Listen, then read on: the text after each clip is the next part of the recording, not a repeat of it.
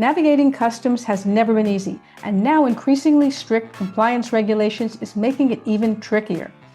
Add to that an increasingly heavy data component, and suddenly logistics is a foundational part of supply chain resilience, or its weakest link. When logistics runs smoothly, goods keep moving. However, when logistics breaks, it can take down the rest of the organization. I'm Jane Singer, and welcome back to A Seat at the Table, where we take a look at what's working, what's not, and best practices so that you can get your seat at the table. Today we're joined by Susan Kargel, founder of Brute Mitigator and an expert in freight forwarding across all transportation modes, global customs clearance, trade compliance, and import-export processes. Susan now helps equip logistics teams with practical tools and strategies so that they can navigate operational disruptions. So if logistics is part of your world, then this is the podcast for you. So Susan, thank you so much for joining us here on A Seat at the Table. I'm absolutely thrilled to discuss today's topic with you because I love anything about supply chain. So you're the ideal guest. Oh, thank you. There's a lot of conversation around supply chain resilience, and I think that's one of your areas of expertise. And maybe we can start just by talking about what you see as some of the misunderstandings around the way leadership is approaching supply chain, maybe let's just say resilience, particularly nowadays when supply chains have become so complex. Mm-hmm. Yeah, they are very complex. And what's really fun, because I've had 40 years in the business, half of it as a freight forwarder and half of it in customs, and compliance is at the table now. And I think that that's very exciting, and that's happening because of all the tariffs, but also the cyber attacks, okay, and the technology disruptions. There's not like when you look at the news, it's not just, I'm going to say disruption. You've got the tariffs, but you've also got fires, hurricanes, cyber attacks, and these are all increasing like exponentially, and they're taking out. I mean, they're really big. You look at the fires in Los Angeles. If that was your headquarters, and maybe you had a server farm or whatever, and your technology was disrupted, how are your teams going to function when that happens? And I think from what I've heard from different businesses, they're very concerned about it, but they don't really know what to do, how to start that planning. Many of them have business continuity plans, and those plans typically cover more preparedness. For example, a hurricane's coming, let's put that generator over, at this plant. They talk about succession, but they don't really talk about what will the business actually do if in that time, when their systems go down or when they lose a capability and when those come back up. And you'll hear a lot, if you talk to business leaders, IT has that covered. But if you talk to IT, they're like, no, we can bring the systems back up, but it's business that has to determine in what systems support, like, first of all, what functions have to continue and what can pause, because you're not possibly going to be able to do everything when you have a significant disruption. And then once you identify what those systems, are the most, or what functions are the most important, you have to assess those functions. So, so like the functional leaders have to get involved, and they have to get their teams involved. Okay. So let's look at supply chain. Let's look at customs. I love customs. Okay. And what systems do you need to process your customs declarations? You need parts databases, you need documents, you need people, you need to like in the US, there's for import declarations, there's no alternative system. If your system goes down, there's no online system to process it. You're going to have to go find another declaration processing system. So you need to assess those systems, the information, the data, the documents, the people, and that's business. Technology, the IT group can't figure that out. And then the functional leaders need to give IT their preferred system restoration priorities and timelines. Otherwise, IT doesn't have the roadmap. They're just going to bring up systems willy-nilly.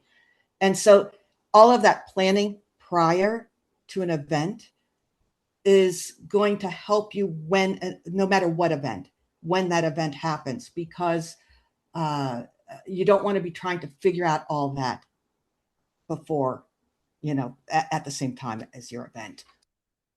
Yeah, absolutely. I mean, I think you're right. Too many people only treat what looks like obvious things that you need to be prepared for. And as you're pointing out, which I think is really important for everybody listening to this, is that you have to really start moving out from that in concentric circles and understand, well, okay, if this goes down, what is the next thing that's going to be impacted? And then what's the next thing? And so have we thought about the big picture on this? And what are we going to do in case that happens? And like you say, the importance of prioritizing what you bring back online first, if it is, a huge event and you can't get everything back at the same time. What do you do? What's your, step-by-step order for this? I think that's really important. And what's also important is your team communication plans. So yes, especially like what you don't want is there to be an event and everybody freezes, which is what's going to happen if you haven't thought about it. It's like, oh my God, what do we do? So by having a structure and a framework and communication plans, it's going to make it easier. So to start, like if I was to give a company advice, like how do you start? Because that's what I hear is we know we need to do it, but we don't know how to start. It's identify first align your teams, that it's important that they take time and plan this, and then get the teams together and identify your most critical functions, and then have those teams. So teams, I'm talking at this level, like your leadership, your IT, your functional leaders, your HR, your compliance, your operations. Get them in a room and define what are the most important functions, and then have them go back and create their team plans. And what information do we need to get from whom, by when, who gets it? Like start there and test it, get the teams back together and make some terrible, make up a crisis and have them get together. And those things right there will help in all different kinds of crisis. Now, it might vary by crisis. Like you might have what information you get for a localized hurricane might be different than a full-fledged cyber attack because the event is different. And same with the systems you need, but the system plan that you put in place at the time of that event might vary.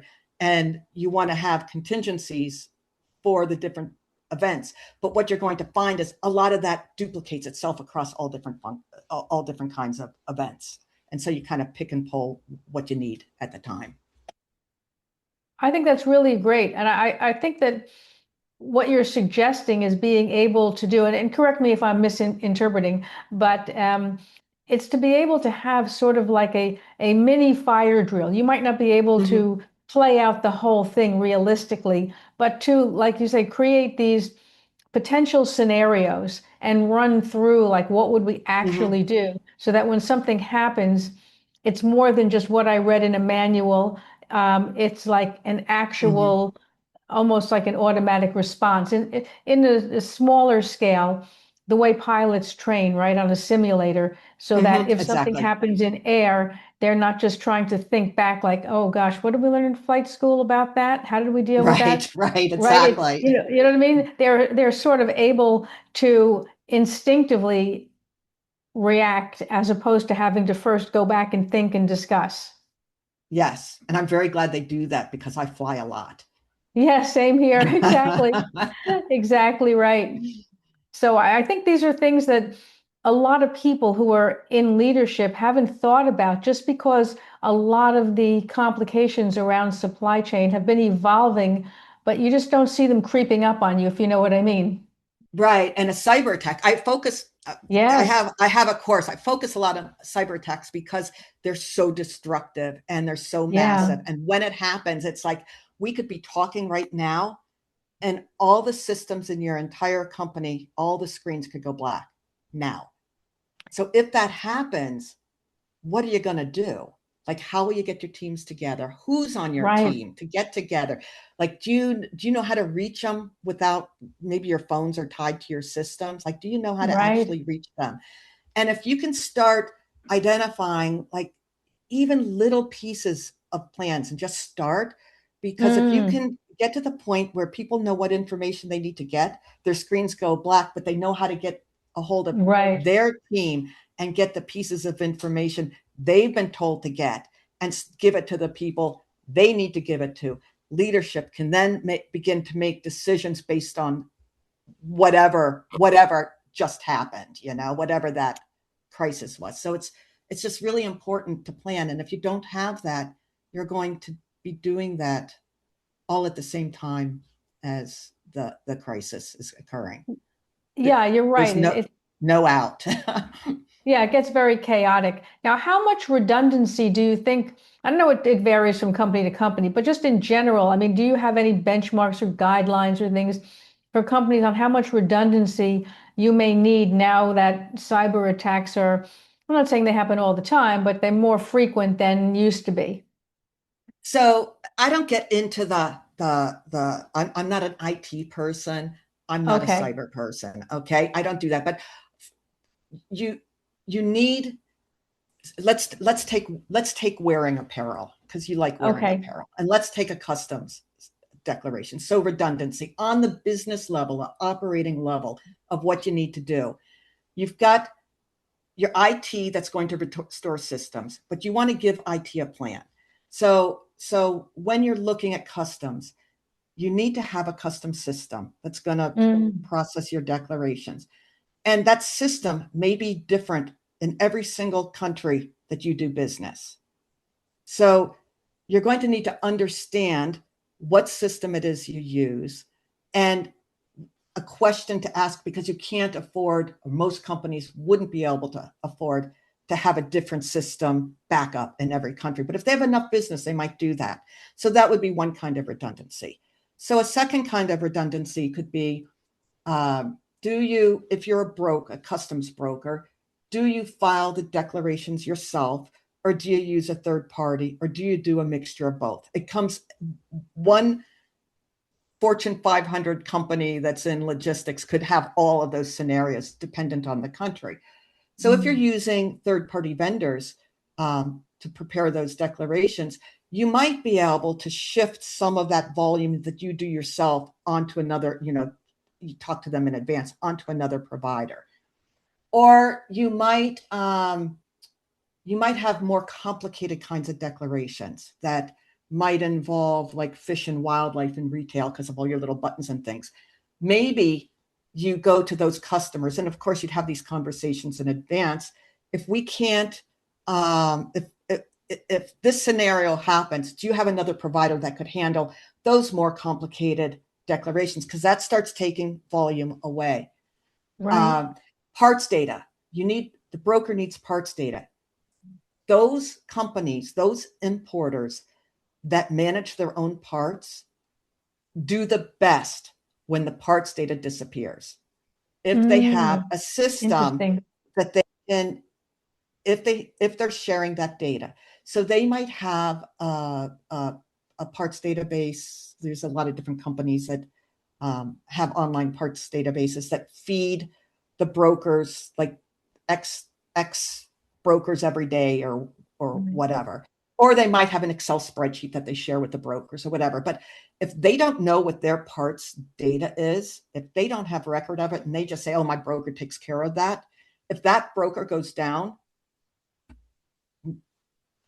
how are shipments going to get, the commodities get classified? So there's Right. different contingencies, which is what I work on. Is more like when the disruption happens, how are we going to continue to work? And it is different for each company, but there are some similarities, and it's important. For example, with a retailer, if they, I loved as a broker having a company give me all their brokerage activity. And it's really beneficial for importer, because they start getting visibility to all their declarations all over the world, and they have a lot of data, and they can maybe see their documents, and it's really, really helpful to them. But if they use one broker and that broker's big enough, if that broker goes down, there might not be enough capacity in the marketplace for them to shift their business to another company. And it's possible they might not know their own processes to tell the Right. broker what to do, or to be able to give them their parts data. So that's why I say it's important. Like, you want to kind of control your own destiny, and you need your providers too, but both can help each other. If something happens to one, the other one might be able to help. Yeah, I think it's a really interesting way to look at it, because what you're saying is that there's advantages to controlling everything in-house, but there's also risk to controlling everything in-house. So it's sort of almost an insurance policy to be able to have certain vendor relationships or supplier relationships that are close enough that there's some shared systems and documents and data and whatnot, so that at least Processes. everything, yeah, isn't 100% in, your eggs aren't all in one basket, so to speak. You're Right, not creating right. that huge Achilles heel that if someone nails you in that exact spot, boom, everything is gone. Yeah, and freight forwarders and customs brokers really know what they're doing. They're really good at Yeah, their job. And when they onboard business, they really know how to onboard that business.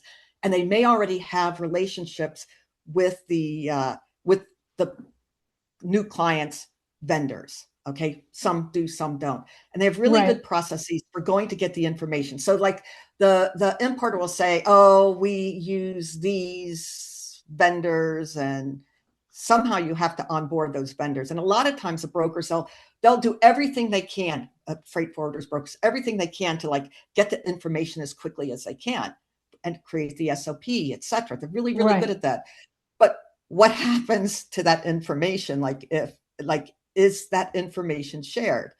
And right, a lot of times it's not, and sometimes it isn't. Sometimes the importers don't want to deal with it, and sometimes the importers give these, like, 300-page SOPs to the broker that are also hard to like digest, and the broker right, will take those and simplify them and put them into their own system. So you're like, when something really big happens, you're going to probably go back to band-aids and old right, workarounds and the things you did. Like, I grew up in freight in the 80s. I'm not young anymore.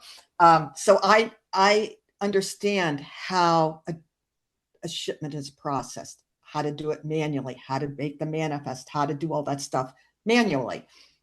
I can't say I would be able to do a customs declaration manually, but all those manual processes. And you've got a huge amount of people ready to leave the workforce that understand that. And right, so when as time goes on, unless people start documenting all those band-aids and all those processes, I mean, they probably have their processes written down anyway, but do they have processes down if they have to revert to a manual environment? They need to start thinking about that. And the same goes, like, with AI. You have all the physical AI that's starting to come into the workplace, like your drones that scan mm, barcodes for inventory, and robots that might move things around. And if you don't have those, it's going to be manually done, and you might not have the labor or the knowledge to do that. And that's the same with customs declarations. You might be able to get some of them done, but you're not going to get everything done. yeah. It's interesting to see how much things have changed on the technological front. Now, looking at customs, I mean, we don't talk about that much, but we should, because so much has changed. It's become a lot more complicated. There's a lot Mm-hmm. more regulations. What do you feel that people who are on the importing side either don't know or misunderstand? So the uh, the regulations right now are coming in so fast, especially in the U.S. Okay, because we've got a Right. global audience. I think everybody knows that. Yeah. We have we have Yeah. a tariff issue, okay? And the regulations and the enforcement actions and the potential enforcement actions are coming in so fast. It's like we might get a new tariff that gets announced on a Thursday and goes into effect on Friday. So every one of those tariffs that get implemented, the custom systems need to be programmed. People need to first read it and see it, and then analyze it, and then program it. And I think the brokers are getting faster at that, and because it keeps happening over and over and over again.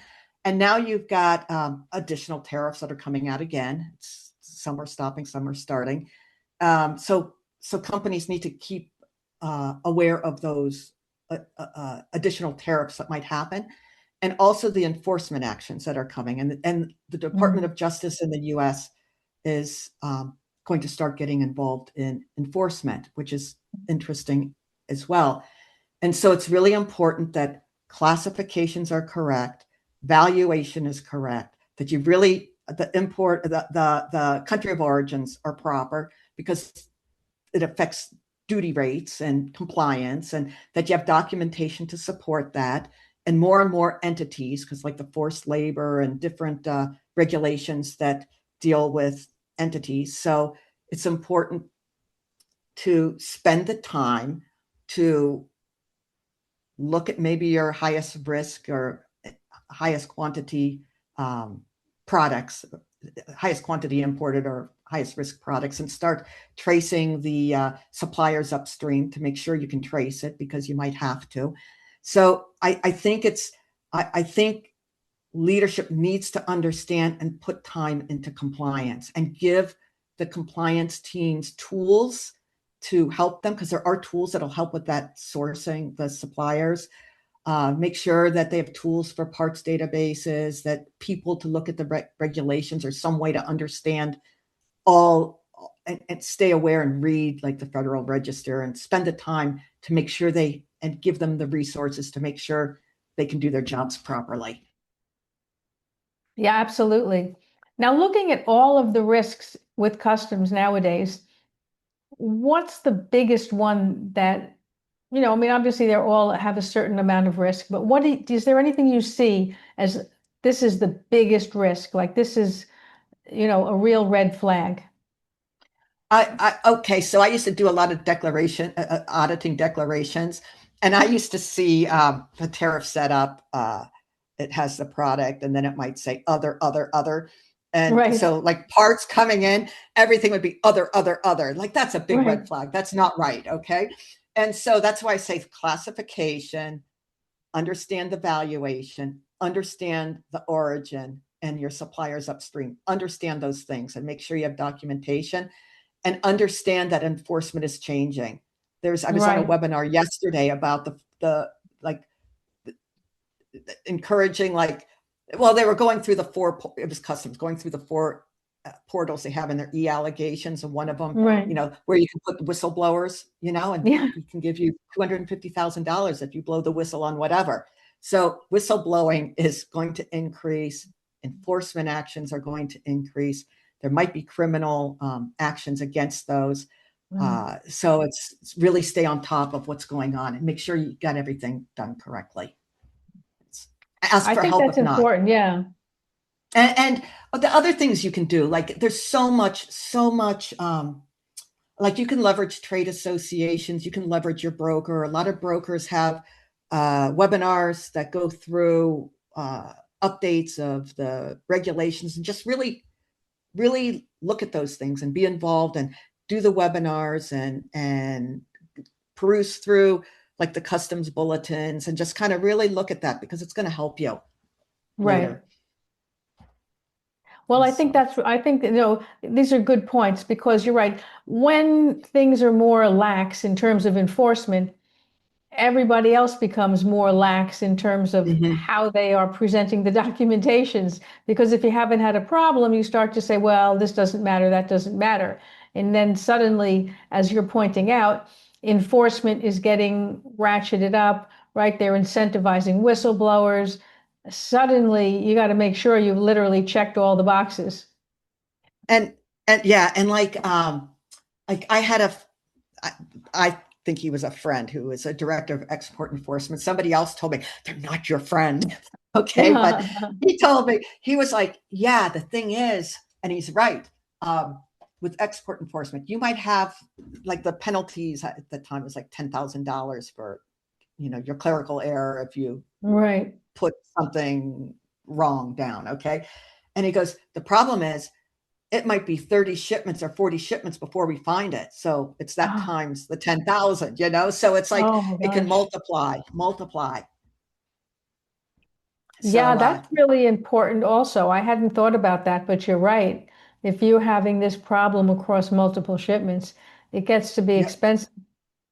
yeah, your classification, you might think you have it classified right. You might have missed when something changed, and you might be classifying something wrong for a period of time before you pick up and catch it. So it's important. Yeah. Then you end up with a delayed shipment, right? You can wind up with a delayed shipment. You can wind up, because it might not clear customs. They might ask for documents. They might ask for an inspection. With a cyber attack, if you can't clear the shipment, it might go into general warehouse. Oh, It might go, if it's not cleared promptly and it's not picked up from, so it might not even be cleared. It might be that the freight forwarder lost all track of its shipments and can't find it. But if it's not picked up from the port promptly, demurrage starts, and that can be mm, expensive. And then at the end of the crisis, it's okay, who owes that? Was it because the documents weren't clear? Like, and think of legible documents. Was it an I, an L, a oh one? gosh. If it's not cleared, it can make a difference in the classification. So then you have to kind of go through each one of those and figure out who owes what. Yeah, you want to avoid that. You want to avoid it. That Right, sounds right, like, right. Avoid it. yeah, Give your compliance teams tools to do their jobs right, and make sure that you spend the time working on your contingency plans for when something happens and that period of time where your capability is down and it comes back up. It's really important. I've been there. I've yeah, seen that happen. It's not fun. right. And then what people don't realize is after that event, like if it's a cyber attacks or systems, you might have moved things to other systems. You put all these contingencies in place. You might have got customs to give you some downtime fallback procedures. But once all that's done, you have to put everything back into your system. You have to make sure, like you might not even be able to bill for, think about cash flow. You might have a ransom attack. You might have short-term, long-term customer loss.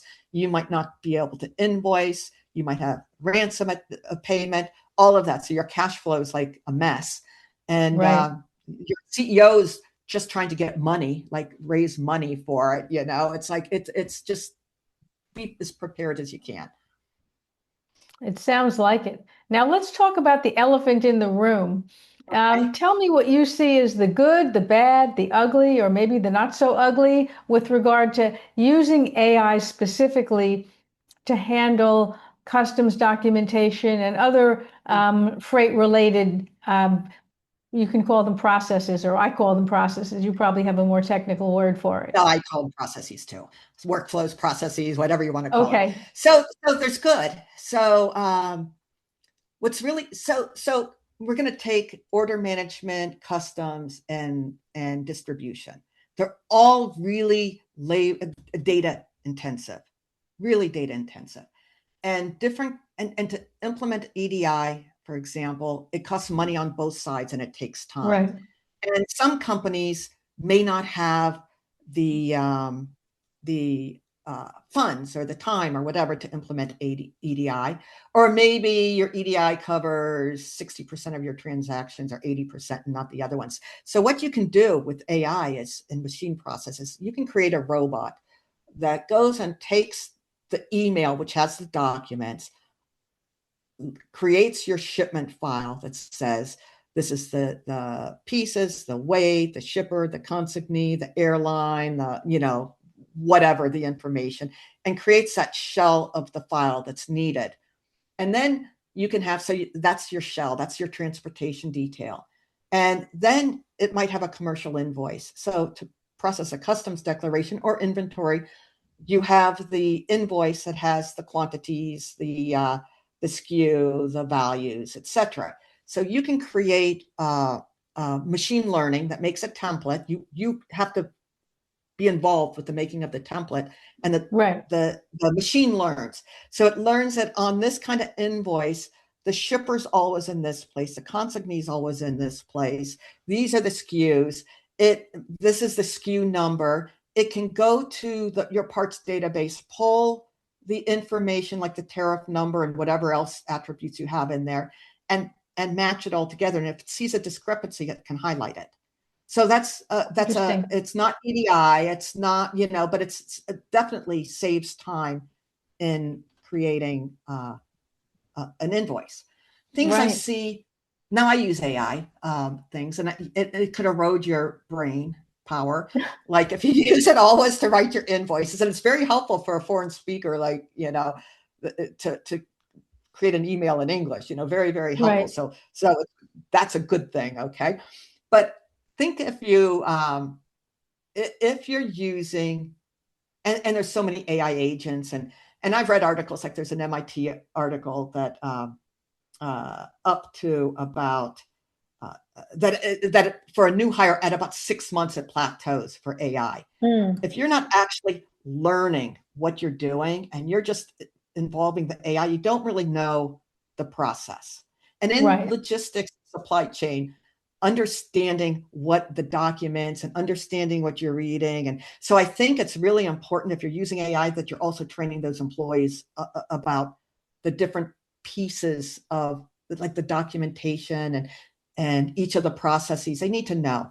And in making a contingency plan, you could ask AI to write it, but you might not understand it. And you really I really think you should write it yourself. And then once you have it written, then use AI because it's really good at summarizing, identifying things, taking the best, it's really good at that. And I think the drones are really interesting.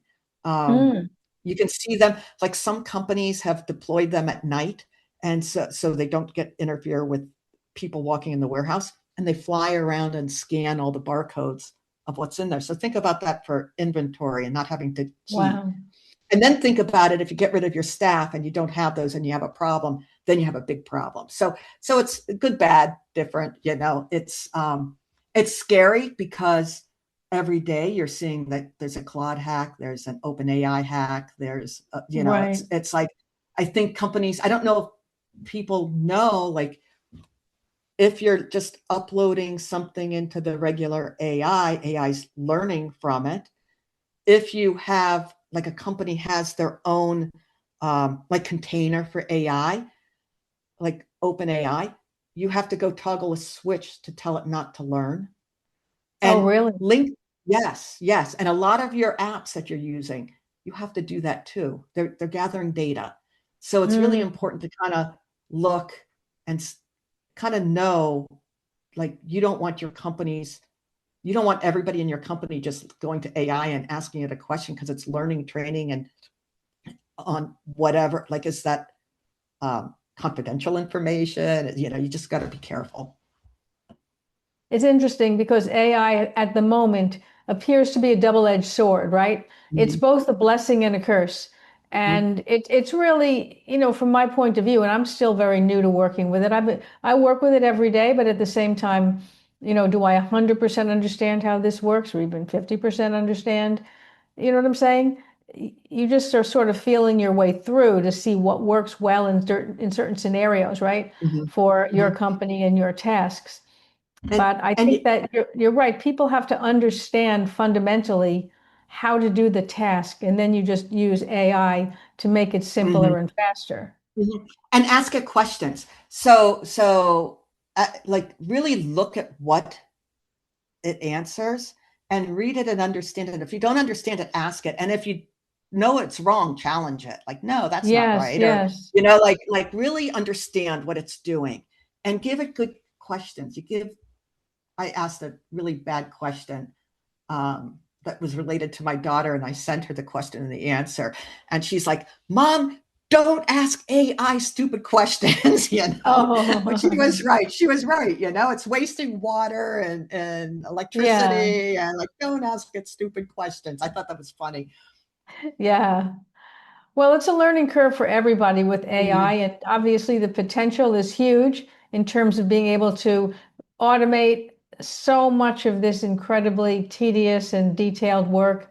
But at the same time, you don't want to have something that's making mistakes on critical work Right. either, that Hmm. nobody's catching. I guess it's becoming sort of a delicate balance between Hmm. where do you use AI instead of people and where do you really need to have people, and AI Right. is so And suitable. and I want to mention something about AI with customs in particular. Okay. Just because you use AI, if there's a mistake, you can't tell customs, oh, I used AI and it's told me Right, that. Like, you're right, still responsible for the outcome. So you have to make sure you're auditing your declarations, and I mean, use it in right, a controlled way, like the templates, but you still have a person making the template and looking to make sure that work is right. And don't just depend on it. Well, it told me that, so I'm going with it. You got it, because for customs, every single declaration you declare on the form, you have to have backup for, whether that's an email, whether that's an airway bill, whether that's a commercial right. invoice, SOP. If there's something wrong, you have to go back and ask. It's important. And we had another guest on the show, Michael Chua, who was talking specifically about security around agentic AI. And like you, he pointed out the fact that you are responsible, not the AI, that more and more jurisdictions are actually legislating on that and saying companies can't say this was done by AI, I'm not responsible. It's like, nope, it's your company, and whoever did it, a staff member or AI, you're responsible Mhm, for mhm. whatever is on that document or whatever action was taken. Yeah, it's important. Yeah, you need to have checks and balances in there somehow. I don't really know how. You would know how, but how you set up a system where, okay, we're going to be using AI to do a lot of this because it is tedious and time consuming. But how do we create that human factor so that we have a speed bump to at least try to mitigate the amount of errors that could be Mhm. going out the door that are undetected until somebody in customs detects them? Hmm. And you can use AI for like gathering regulatory information. You have to create a Yeah. model for it, but which is a great use of AI. If you can Yes, shorten and yes. reduce the time it takes to review and find and read the regulations, and speed it up just to give you Yeah. what's applicable, but you still need to create the model to Right. do that. So it's still controlled, but with somebody with subject matter expertise, but it'll save a huge amount of time later.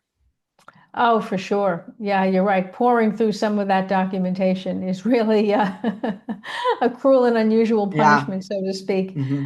Why documentation is written as it is could be a whole nother podcast. Why we can't Yes. use plain English, but we're not using plain English as of now. So you're right. You need something like AI to try Yeah. to, you know, ferret Yeah. out the actual key points. Yes. So, yeah, it's interesting. It's going to be interesting to see like fast forward 5 years, 10 years. Yeah, it will be very interesting to watch where this goes, how it develops, um, you know, the level of integration into companies, whether it's going to be Hmm. like, as some people predict, we're going to be having companies that are totally run by AI, and other people are saying, not so fast, just going to be another tool. So it'll be very interesting to see how it all plays out. Hmm. Plus the cost factor, right? I was just Right. talking to my brother last night about, because he works for a huge company. They do, life science research, and so Hmm. it's very data heavy. So we're talking about AI and the use of it at enterprise level, right? And the cost, and how a lot of companies had budgeted for one thing and find out that now they're way over budget. Now what are we going to do? Because we hadn't realized using AI was going to cost us this much. So that'll also be an interesting situation. Yeah, exactly. And whose backyard the data centers are going to be in. Yeah, not mine. Not mine. Yeah. I think So each they might not like it, but each tech giant should have one in their backyard. I would say that's about right. Yeah, I I think mean, so. maybe that's why Elon Musk is trying to develop Mars. That'll be where all the data Yeah, centers are, up there on Mars. It sort of looks like it could work. yeah, maybe. So, So I don't know. It'll be very, very interesting. Well, I really appreciate your sharing this knowledge, Susan. I know that you have some fantastic online courses that people can take either as solo entrepreneurs or for their team if they're with a bigger company. I'm going to mhm. put the link to that in the Oh, show great, notes thanks. in the description area. I would really encourage people to check that out. Perhaps you can take a minute and just tell us a little bit about what those courses offer to people. Sure. So as I mentioned before, I have 40 years of experience in logistics and customs background and direct cyber attack experience. And I also, maybe 25 years ago, worked for a company that filed a bankruptcy. And Oh, we took our business over a weekend to another company. But what I saw with those experiences was the gap where what you do um, when you lose your capability. So I took my experience in that gap and my cyber attack experience, and I built these courses. And it's learning, it's educational, but what you're doing, there's two of them. It's solo, as you mentioned. That's for like an individual, a functional leader who's just trying to wrap their head around how they're going to begin to plan for right, right. a major incident. And then there's one for a corporation that does like they might have a project manager and they start preparing their plans as a team. So the courses include different degrees for which courses, but it includes all the templates you need to prepare. It has lessons, guides, just kind of walks you through the problem, how to prepare, how to, if Yeah, you're doing it for an executive, how to get your teams aligned. And there's videos that will help you do that you can pass out to your teams. And then how to identify functions, business critical functions. There's a video that they can pass out to their teams. There's a documentation where you can record that, homework for the leadership. And then it goes into 2 workshops to build your draft communication plans. One is building the plan and one is improving the plan. They're like 90-minute workshops that the company itself delivers. And then it goes into assessing, teaching the functional leaders how to assess their function and how to build a framework and start filling it out with contingencies and gaps. And so it yeah, goes on that premise for the team and goes on that premise for the solo. And it has pretty much everything you need, A to Z, to start planning. And then the company continues to refine it. Company's responsible for their decisions and outputs, but it gives a solid foundation. yeah. I think that sounds fantastic and very worthwhile, particularly in today's very Mm-hmm. complicated environment around all the legislation Mm-hmm. and the constant changes and the nuances and trying to interpret it and not make a Mm-hmm. mistake. To have this kind of foundational training, it's critical. You know what I mean? And You can only learn so much just on your own. it builds bench strength. So it's Yes, building yes, leadership yes. and bench strength. I tried to make each course like just to build knowledge, build strength, build teamwork, Mm, just to things that companies should have. And yeah, and like the workshops, it helps, especially for companies virtual. It's ideal to do it in person. You could do it virtually, but for people to be able to meet each other before an event happens. And one last thing, at the bottom of my homepage is a little contact form that they can fill out and they'll get to me and I'll get back to them and they can reach me on LinkedIn if okay, they'd like. perfect. Well, So Susan, thank you so, so much for being with us. I have just enjoyed talking to you and really shared so many great insights. I appreciate the time on your show. I watched your show. It's just great. And I enjoyed being on it. And thank you so much. Oh, my pleasure, Susan. Thank you. Thanks for being with us here today on A Seat at the Table. If you'd like to see some of the other episodes, head on over to our podcast website at seat.fm. That's SEAT.FM. There's also a link here in the show notes. And if you're thinking that you'd like to be a guest on the show, you'll find information on how to apply there as well. Thanks again for joining us. I'm Jane Singer, and I will see you in the next episode.